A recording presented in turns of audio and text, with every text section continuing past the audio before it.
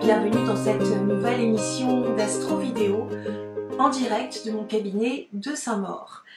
Alors je suis à côté de Paris, pour ceux qui connaissent, c'est pas très loin. Vous pouvez toujours me consulter par Skype si vous êtes beaucoup plus loin. Mon pseudo c'est Angélique Voyante.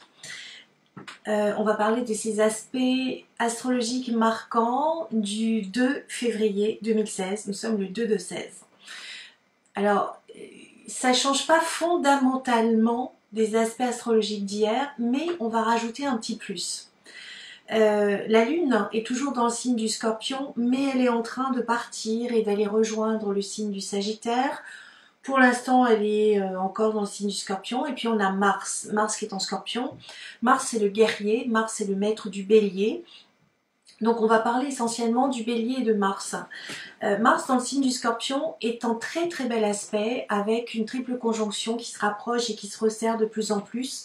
Vénus, qui est la déesse de l'amour, mais aussi des comptables, moi je sais, c'est moi romantique, de Pluton et de Mercure. Pluton maître du Scorpion, Mercure maître des Gémeaux et de la Vierge, la Lune maître de la Balance et du Taureau. Mais ça j'en ai bien parlé hier. Alors ça va nous donner de l'enthousiasme, de la joie, la volonté d'aller au fond des choses avec passion et avec dynamisme. Donc on va avoir une action qui va donner des éléments concrets. Donc c'est bien, vous vous retroussez les manches sur une idée que vous avez reçue et vous allez la concrétiser. Jusque là tout va bien.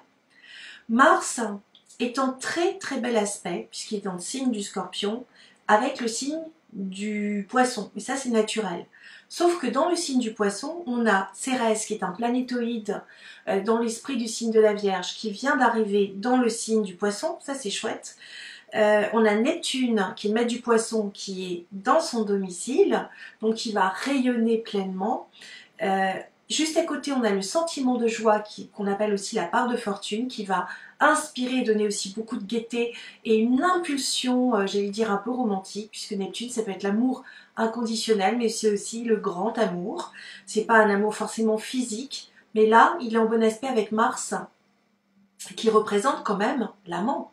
Donc l'amour physique, dans le signe du Scorpion, un signe de passion. On sait que les Scorpions, ils sont très sexes. Donc, on se dit, il y a de l'amour dans l'air, mais c'est un amour qui est quand même drôlement érotisé. Je continue, dans le signe du Poisson, ça c'est bon tout ça. On a Chiron, qui est la blessure ou le guérisseur. Là en l'occurrence, en bon aspect avec Mars, on va dire qu'il y a une réparation qui redonne de l'énergie et du dynamisme. Et puis on a le nœud sud qui correspond aux vies antérieures. Waouh! Alors Mars, il fait des bons aspects avec tout ça, plus ou moins large. Il faut savoir que des aspects astrologiques, c'est comme la courroie de transmission entre les deux roues d'un vélo. S'il n'y a pas de courroie de transmission, le vélo il ne peut pas rouler.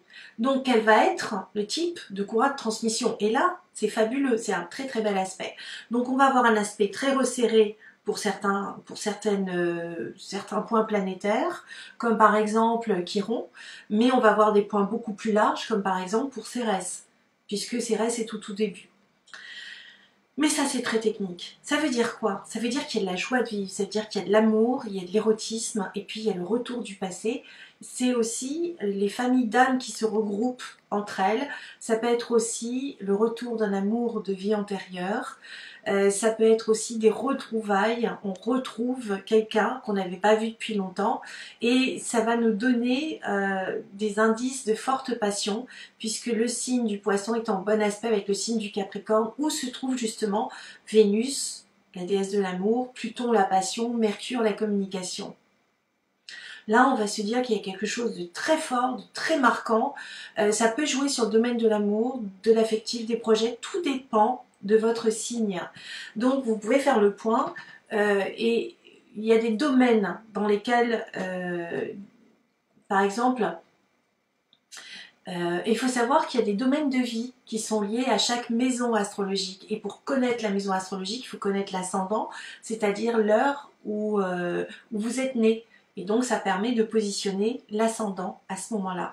Et donc, en fonction de votre ascendant. Par exemple, si vous êtes ascendant Lion, eh ben, ça va être très intéressant de vous dire que, par exemple, le Scorpion, en fait, correspond à la maison du foyer et de fin et recommencement. Donc, ce Mars va vous demander peut-être de repartir sur d'autres bases. Peut-être parce qu'il y a une rencontre qui va changer le cours de votre vie. Ça peut être aussi que ça va toucher votre vie professionnelle. Mais le fait est, c'est que avec Saturne dans le signe du Sagittaire, par exemple, pour vous, à Lion, je compte au niveau de l'ascendant, hein, bien sûr, surtout l'ascendant, puisque c'est le début de la maison 1, et donc là, ça prend vraiment tout son sens. Mais là, tout ce que vous allez faire va porter ses fruits sur le long terme, et donc ce n'est pas anodin. Vous voulez faire le point, c'est possible. Alors, on va parler de ce Mars encore. Mars, c'est le maître du Bélier, et Mars fait un carré au Soleil. Un carré, c'est 3 signes d'écart. Et le Soleil est dans le signe du Verseau. Donc, le symbole de l'homme qui est représenté par le Soleil n'est pas en bon aspect avec le symbole de l'amant. Alors, je vais être un peu taquine et je vais dire, bon, vous allez choisir qui? Votre mari ou votre amant? La question est posée. Nous arrivons bientôt gentiment sur la Saint-Valentin. Bon, c'est une question intéressante qui va avoir lieu au moins jusqu'au 21 février, puisque cet aspect-là sera quand même assez puissant.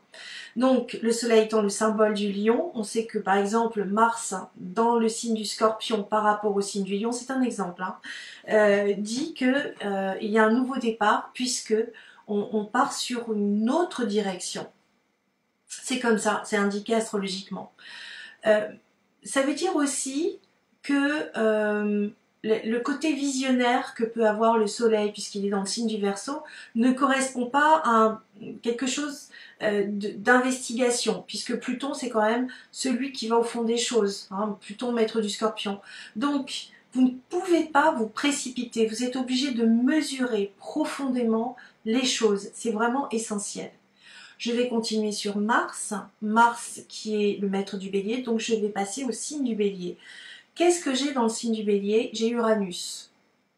Uranus, c'est les nerfs, c'est les changements soudains, c'est tout ce qui concerne les nouvelles technologies, c'est l'originalité, c'est aussi le symbole de l'homosexualité. Il y a plein de définitions pour le même symbole astrologique. Souvent, je vais me répéter, mais on va aller voir les aspects d'Uranus. Alors la première des choses, c'est que Uranus est en carré, donc un aspect de tension, un aspect de difficulté avec la triple conjonction Vénus, Pluton, Mercure dans le signe du Capricorne. Ça veut dire que vous pouvez être sous le coup, sous un coup de foudre, ou alors un désir très puissant de liberté qui de toute façon va vous faire prendre la tangente. Allez hop, vous allez partir sur d'autres chemins, c'est inéluctable.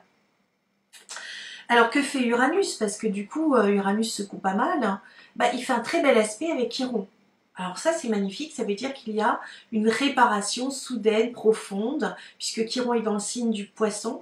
On peut dire que il y a une espèce de fraternité qui s'ouvre sur des compréhensions, qui intègre les autres, par exemple. Je vais continuer avec Uranus. Uranus fait un sextile, donc un très bon aspect, un peu comme quand vous avez chaussé des patins roulettes. Hop, ça va plus vite pour un skateboard. Uranus, les nerfs, en très bon aspect avec le soleil dans le signe du Verseau. Le maître du Verseau, c'est Uranus. Les deux sont en bon aspect.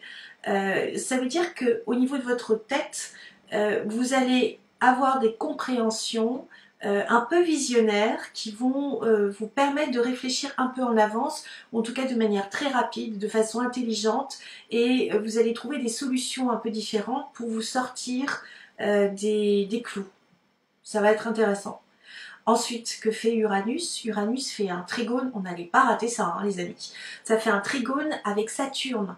Alors Saturne, c'est le maître du Capricorne. Intéressant de voir que dans le signe du Capricorne, eh bien, Uranus fait un carré avec les 3 planètes, Vénus, Pluton, Mercure, mais qu'elle fait un très bel aspect avec le maître du Capricorne, qui lui est en Sagittaire.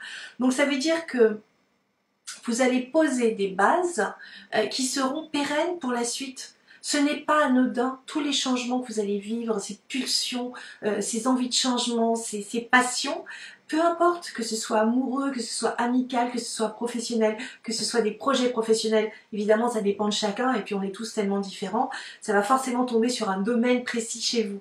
Eh bien ça fait un très bel aspect avec Saturne, donc croyez en vous, c'est vraiment important et soyez novateurs, essayez de penser grand pour poser quelque chose qui de toute façon aura une importance marquante pour la suite. Vos choix seront cruciaux. Ce sont des planètes lentes, donc évidemment c'est pas que pour la journée, c'est beaucoup plus. On va continuer sur Uranus. Uranus fait un aspect d'opposition. Alors une opposition, si je traduis en français, ça veut dire concerne. Donc Uranus est concerné par la double opposition, des deux lunes noires dans le signe de la Balance. Donc là, on ne peut pas faire semblant. Les deux lunes noires, côte à côte en plus, donc elles sont vraiment très très soudées, très fortes. Ça fait comme un puits, une ouverture sur un puits sans fond.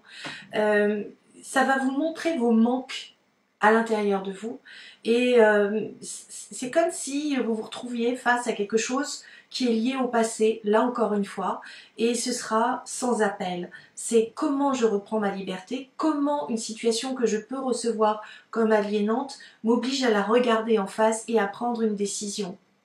Alors que va-t-elle être? Mais elle peut concerner l'amour, par exemple, puisque le maître de la Balance est Vénus, et que Vénus est au carré d'Uranus. Donc si l'amour n'est pas présent dans votre vie, ou si par exemple, Vénus étant aussi le symbole des comptables, je sais, c'est moins romantique, si vos comptes sont pas bons par exemple, bah, vous devrez mettre tout ça au clair. S'il n'y a pas d'amour dans votre vie, vous allez vous rendre compte que ça vous manque. Voilà. Alors, comment vous allez gérer cette énergie de Mars, aujourd'hui cette énergie du Bélier et d'Uranus? Eh bien, l'avenir nous le dira. En tout cas, je vous souhaite une très très bonne journée qui va être enthousiasmante, j'en suis sûre. Et je vous dis à demain pour une prochaine astro vidéo. Au revoir mes petits amours.